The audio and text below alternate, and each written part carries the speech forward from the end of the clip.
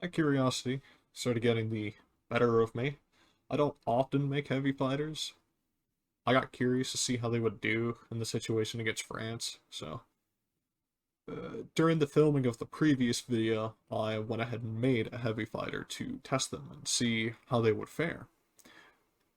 The small fighters were doing admirable. They were definitely on the up foot, and it would only go up from there, assuming you had deep enough stockpiles and your veterancy was holding, you would climb through and eventually slaughter the opposing air force.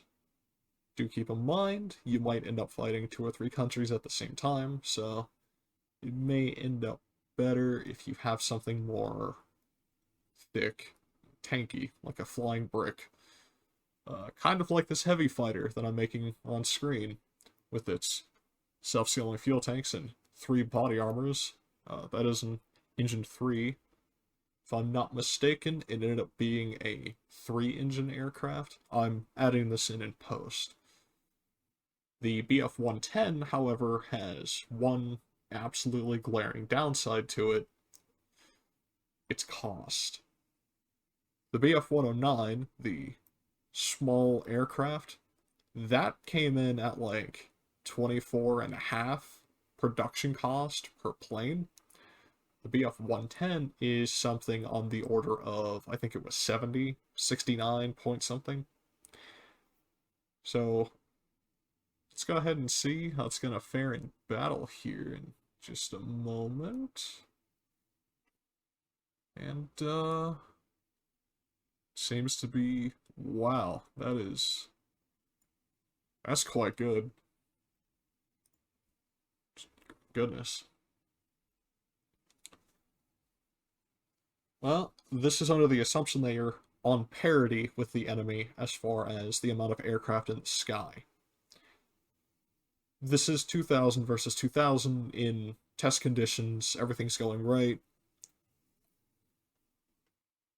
The big bar to cross getting here would be producing enough planes to actually have a one-on-one as far as the amount of units flying around goes. Since the BF-109 costs about a third, you'll produce them about 3 times as fast. So it would be significantly easier to produce more of them and beat the enemy as far as unit to unit goes. But if you're a big fan of heavy fighters and you really like having armor everywhere, you could also build these instead.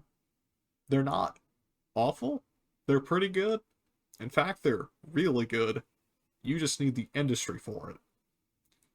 Now, if you were, say, a smaller nation fighting smaller nations, and you threw, I don't know, 5, 6, 7 factories on to make these bad boys, you would definitely be wiping the other air forces out of the sky until one of them decides to join a major alliance. Things would probably spiral out of control from there, depending on the veterancy that your planes are at. Make sure to train your pilots, regardless of what plane size they're in.